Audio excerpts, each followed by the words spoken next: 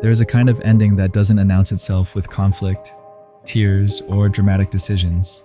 It arrives quietly, almost politely, and that's why so many people miss it. One day, you realize that something which once pulled on you emotionally no longer does. Situations that used to trigger reactions now pass through without friction. Conversations that once mattered feel neutral. You still show up, still function, still move through the same spaces, but the emotional investment is gone. This silent detachment is often the truest sign that a chapter is ending. Not because something exploded, but because nothing inside you responds anymore. The nervous system has already let go. And once that happens, the ending is no longer a question of if, but of when. Your old life ends the moment it stops pulling on you emotionally, even if everything around you looks unchanged. This is usually when familiar things begin to lose their sense of home. Environments you once felt anchored to start to feel oddly distant. Routines that once structured your days now feel mechanical. People you care about are still there, but the gravity has shifted. It's not that something went wrong. It's that something stopped fitting. Staying begins to feel uncomfortable, not because it's painful, but because it's misaligned. There's a quiet tension in remaining where your identity no longer matches the space. Comfort fades before clarity appears, and that can be unsettling. The mind wants a clear reason to leave, a clean explanation it can defend, but growth doesn't always provide that. Sometimes the only signal you get is an internal knowing that you've outgrown the surroundings that once held you. You don't leave because something failed. You leave because it no longer belongs to who you are becoming. As this detachment deepens, another shift happens that's easy to misinterpret. You stop explaining yourself, not out of bitterness or withdrawal, but out of exhaustion. The need to justify who you are, what you want, or why you're changing quietly dissolves. You realize how much energy was being spent repeating yourself to people who couldn't or wouldn't see you clearly. Near the end of a chapter, that effort feels wasteful. You begin to withdraw energy instead of arguments. You respond less. You clarify less. You allow misunderstandings to exist without rushing to correct them. This isn't avoidance. It's self-respect. It's the quiet reclaiming of energy that no longer needs to be spent on being understood in places that were never meant to understand you. The ending begins when you stop trying to translate yourself into a language the environment doesn't speak. This is also where emotional numbness often appears, and where many people become afraid that something is wrong. But this numbness is not always depression. It can be neutrality before reorganization. After long periods of emotional engagement, effort, or adaptation, the nervous system sometimes goes quiet before it rebuilds. It's a pause between identities, a psychological holding pattern where nothing excites you because nothing truly fits anymore. The old life has lost its charge, and the new life hasn't arrived with a name yet. Labeling this phase as wrong creates unnecessary fear and delays the transition. There is an important difference between numbness that collapses inward and numbness that creates space. One is despair. The other is peace in progress. What feels like emptiness is often emotional preparation, the system clearing old signals so it can recognize new ones.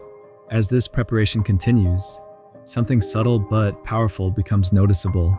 Old patterns lose their grip on you. Triggers that once hooked you emotionally don't land the same way. Conflicts that once demanded engagement now feel optional. Habits that used to repeat themselves quietly fall away without effort. You're not forcing change. You're simply not feeding repetition anymore. The old life begins to collapse, not through resistance, but through lack of fuel. This is one of the clearest signs that a chapter is truly ending. When a pattern can't restart itself, it's finished. Your old life is ending because it no longer has the energy to keep going, because the version of you that sustained it is no longer available. With this comes an unexpected urge to simplify, not to expand, not to chase something new immediately, but to reduce to clean, close, finish, and clear. Growth at this stage looks like subtraction. You want fewer obligations, fewer conversations, fewer loose ends. You feel drawn to completion even without dramatic closure conversations. This instinct isn't about shrinking your life, it's about making space. The psyche knows that something new can't arrive in a room that's still cluttered with what's already complete. Simplification is often the body's way of preparing the ground. You're not stepping backward. You're clearing what no longer needs to be carried forward. Eventually, there's one final shift that confirms the ending more clearly than any external sign. Fear softens, not because you suddenly know what's next, but because you've accepted that what's ending doesn't need to be saved. The urgency to fix, revive, or hold on fades. Grief may still be present, but it changes texture. It becomes quieter, less sharp, and underneath it, a subtle trust begins to form. Not optimism, trust, a sense that letting this end is not dangerous anymore. This is the moment many people expect chaos or loss, but what actually appears is calm. The final sign of an ending isn't destruction. It's peace with the fact that you don't need to force continuity where it no longer exists. This is why endings that matter most rarely look dramatic from the outside. They happen internally, first as detachment, then as a quiet withdrawal of energy, then as a refusal to repeat what no longer fits. By the time change becomes visible, the ending has already happened inside you. If this feels familiar, it doesn't mean you're failing or giving up. It means you're listening to a deeper signal. The chapter is closing not because something went wrong, but because it finished its work. And the absence of fear is not indifference. It's readiness. What often follows this calm acceptance is a subtle but profound reorientation of attention. When you're no longer emotionally invested in preserving what's ending, your awareness naturally turns inward and forward. Not in a searching way, but in a listening one. You begin to notice how much of your previous energy was spent maintaining continuity, keeping things understandable, predictable, intact. Without that task, there's a strange spaciousness in your inner world. Time feels different. Decisions feel lighter, even when they're unclear. You're not rushing to replace what's leaving because something in you understands that replacement built from urgency would only recreate the same shape. This is the stage where patience stops being a virtue and becomes a state. You're no longer waiting for clarity to give you permission to move. You're allowing clarity to form at its own pace, trusting that forcing it would distort it. In this space, you may notice that your inner dialogue changes. The constant commentary softens. Questions that once felt urgent lose their edge. You stop asking, "What should I do?" and start noticing, "What am I no longer willing to do?" This shift is quiet but decisive. It's not driven by rebellion or dissatisfaction, but by an emerging standard that doesn't need to be defended. You find yourself disengaging from dynamics that once consumed you, not because you've resolved them intellectually, but because they no longer meet you where you are. This disengagement isn't dramatic. It's subtle, almost gentle. You simply don't step into the same loops. You don't offer the same explanations. You don't carry the same emotional weight. And because you're not announcing this change, it can go unnoticed by others for a long time. But internally, the chapter is already closed. This is also where the desire for simplicity deepens into something more than decluttering or finishing tasks. It becomes psychological simplicity. You start craving fewer inner contradictions, fewer compromises that require you to fragment yourself, fewer situations where you have to explain away discomfort or override your intuition. This doesn't make you rigid. It makes you coherent. You're not trying to be minimal for the sake of control. You're reducing because your system no longer wants to manage complexity that doesn't serve growth. You may notice that you're drawn to quieter spaces, fewer conversations, more intentional use of time. Not because you're withdrawing from life, but because you're no longer willing to dilute your attention across things that don't resonate. This is not isolation. It's alignment beginning to express itself behaviorally. As this alignment strengthens, there can be moments of doubt, not about the ending, but about yourself. You might wonder if you're becoming too detached, too indifferent, too serious. The mind sometimes mistakes peace for emptiness because it's accustomed to equating intensity with meaning. But meaning doesn't always arrive as excitement. Sometimes it arrives as steadiness. The absence of constant emotional spikes doesn't mean you've lost your capacity to feel. It means your nervous system is no longer addicted to stimulation as proof of aliveness. You're learning to trust quieter signals, a sense of ease, a lack of resistance, a feeling of rightness that doesn't need to be amplified. These signals are easy to miss if you're still measuring life by how strongly it pulls on you. But they are often the most reliable indicators that you're moving in a direction that actually fits. There's also a point where you realize that you don't need everyone to understand this ending for it to be valid. Earlier, you may have felt compelled to explain, justify, or narrate your transition so it made sense externally. Now, that need fades. You understand that not all endings are meant to be witnessed. Some are internal agreements, not public statements. This can feel lonely at times, but it's also freeing. You're no longer negotiating your truth through other people's expectations. You let relationships adjust naturally, without forcing conclusions or burning bridges. Some connections may drift. Others may find a new, more honest shape. And some may remain exactly as they are, simply without the emotional charge they once held. This isn't loss. It's recalibration.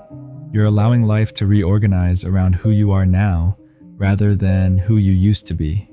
As fear continues to soften, you may notice that what once felt like risk now feels neutral.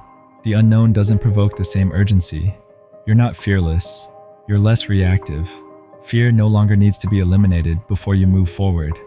It can exist without dictating your choices. This is a significant shift because much of the old life may have been structured around avoiding discomfort or securing certainty. When that structure dissolves, freedom can initially feel disorienting, but over time, it becomes familiar. You learn that you don't need to control every outcome to be safe. You don't need to keep one foot in the past as insurance. The internal trust that develops here isn't loud or dramatic. It's practical. It shows up as a willingness to stay present with uncertainty without rushing to resolve it. Eventually, small decisions begin to reflect this trust. You say no without overthinking it. You let things end without reopening them. You choose rest without guilt. You allow pauses without labeling them as wasted time. These choices might seem insignificant, but together they form a new way of living, a way that doesn't depend on constant momentum to feel valid. This is often when people realize that the ending they were afraid of didn't take anything essential from them. It removed what was unnecessary. What remains is not a void, but a quieter, more spacious sense of self, one that doesn't need to be constantly affirmed by circumstance. It's also worth noting that the absence of fear doesn't mean the absence of grief. You can still feel tenderness for what's ending. You can still honor what it gave you, even if it can't continue with you. Grief and acceptance that are not opposites. They often coexist. The difference now is that grief no longer pulls you backward. It moves through you without convincing you to return. You don't mistake missing something for needing it. You allow the feeling without turning it into a directive. This is a sign of emotional maturity that rarely gets acknowledged. Being able to let something end while still caring about it is a form of strength, not weakness. As this process settles, there's often a quiet confidence that replaces the old urgency. Not confidence in outcomes, but confidence in your ability to respond. You trust that when the next step becomes clear, you'll recognize it. Not because it will arrive with certainty, but because it will arrive without resistance. You're no longer scanning the horizon for signs or forcing decisions to relieve discomfort. You're available to notice what aligns, available to move when movement feels natural, available to stay still when stillness is required. This availability is what makes new chapters possible, even before they have names. By the time the ending becomes visible to others, it may feel almost anticlimactic to you. The emotional work has already been done. The detachment, the withdrawal of energy, the simplification, the acceptance, all of it happened quietly long before any external change. And that's why the final sign of an ending is so often peace. Not excitement, not certainty. Peace with the fact that you don't need to keep this part of your life alive anymore. Peace with letting it rest. Peace with not knowing exactly what comes next. Because you no longer need the next chapter to justify the end of the last one. If this resonates, pause for a second and comment, "I'm ready to let it end." Not for anyone else, but as a quiet acknowledgement to yourself. If you recognize yourself here, it doesn't mean you're giving up. It means you've completed something. You've stayed long enough to learn what there was to learn. You've carried it as far as it could go. And now, without drama or collapse, you're allowing it to finish. This kind of ending doesn't ask for action. It asks for honesty. for the willingness to stop pretending that what no longer moves you still deserves your energy. And in that honesty, something quiet but powerful becomes possible. The beginning of a life that doesn't require you to fight yourself to live.